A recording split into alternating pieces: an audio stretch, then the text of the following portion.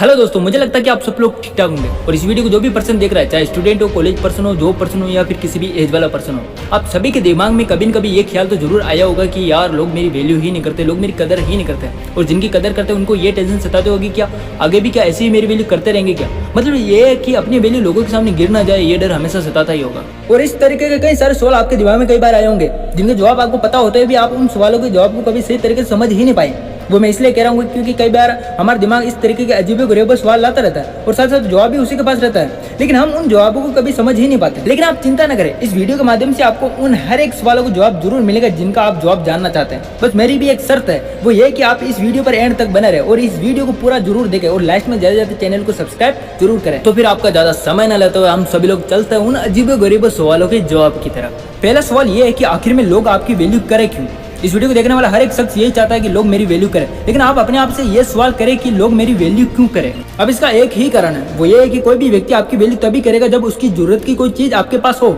मतलब ये है कि उसकी जिंदगी में आपकी जरूरत महसूस हो, तब वो व्यक्ति उस जरूरत को पूरा करने के लिए आपके पास खींचा चला आएगा। और ये चीज हम सभी लोग करते हैं। अगर हमारी जिंदगी में अगर किसी भी चीज की जरूरत पड़े तो हम उस व्यक्ति के पास जरूर जाते हैं जो चीज उस व्यक्ति के पास उपलब्ध हो, तब उस व्यक्ति की वैल्यू हमारे सामने बढ़ जाती है। और इसको मैं एक उदाहरण के माध्यम से समझाना चाहूंगा। आपने हमेशा मधुमक्खी को फूलों पर मंडराते हुए देखा ही होगा, वे मक्खियों को मिठाइयों पर। अब ये दोनों फूलों व मिठाइयों पर क्यों मंडराते हैं? वो इसलिए मंडराते हैं क्योंकि वो दोनों चीजें उनकी जरूरत है। अब आप समझ ही गए होंगे कि लोग आपकी वैल्यू तभी करेंगे जब उनकी जरूरत की चीजें आपके पास हो, और ये तब तक करते रहेंगे जब तक आपकी जरूरत उनकी जिंदगी में बनी रहेगी। और जिस दिन वो जरूरत खत्म हुई तब वो आपकी वैल्यू करना ही कम कर देंगे। तभी तो आपने देखा होगा, एक बीमार मरीज बीमारी के समय हमेशा डॉक्टर को याद करता है, और किसी अपराध में पकड़ा गया अपराधी हमेशा वकील को याद करता है, और किसी परीक्षा का डर से घबराए हुआ विद्यार्थी आखिरी समय में हमेशा भगवान को याद करता है। अब दूसरा सवाल ये है कि फिर वो जरूरत की चीजें क्या हो सकती है जिससे लोग हमारी वैल्यू करेंगे। अब वो जरूरत की चीजें कुछ भी हो सकती है, जिसमें आपके नॉलेज या अनुभव की किसी की जरूरत पड़ सकती है। आपके पास कोई ऐसी चीज हो जिसको किसी को जरूरत हो, या फिर आप खुद ही किसी की जरूरत हो, और ये चीज कोई फिक्स नहीं है, ये कुछ भी हो सकती है। अब तीसरा सवाल ये है कि अपनी वैल्यू लोगों के सामने हमेशा बनाए कैसे रखे।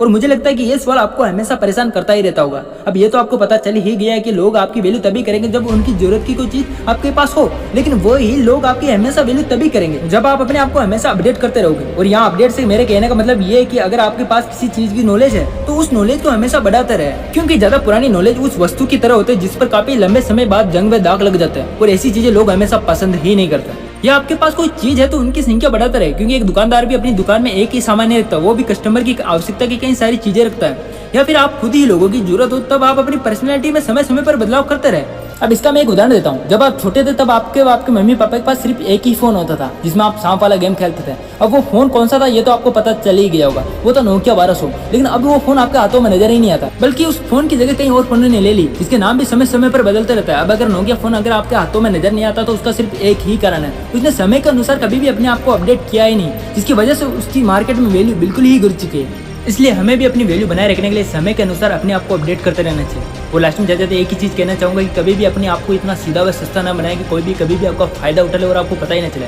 अपने आप को हमेशा एवरेज में बनाए रखें, ना ज़्यादा सीधा ना ज़्यादा महंगा। और हाँ, ये सारी चीज़ें होने के बाद भी दुनिया आपकी वैल्यू तभी करेंगी जब आप खुद की वैल्यू करोगे। अगर कोई आपकी कमजोरियों को लेकर आपका हंसी मजाक उड़ाते तो कभी भी अपने आप को अंडरस्टिमेट ना करें, और ना ही कभी भी अपने आप को किसी से कम समझे, क्योंकि you are the unique person in the world which fingerprint can't match another person. कि आप दुनिया के इकलौते ऐसे व्यक्ति हो जिसके फिंगरप्रिंट का मिलान किसी भी अन्य व्यक्ति से मैच नहीं खा सकता, जो ये बतलाता है कि आप दुनिया में सबसे अलग हो। इसलिए अपने आप को कभी भी दुनिया या समाज के अनुसार अपने आप को जज ना करें, क्योंकि दोस्त आप कुछ भी कर सकते हो जो दुनिया या समाज आपके लिए सोची नहीं होगी।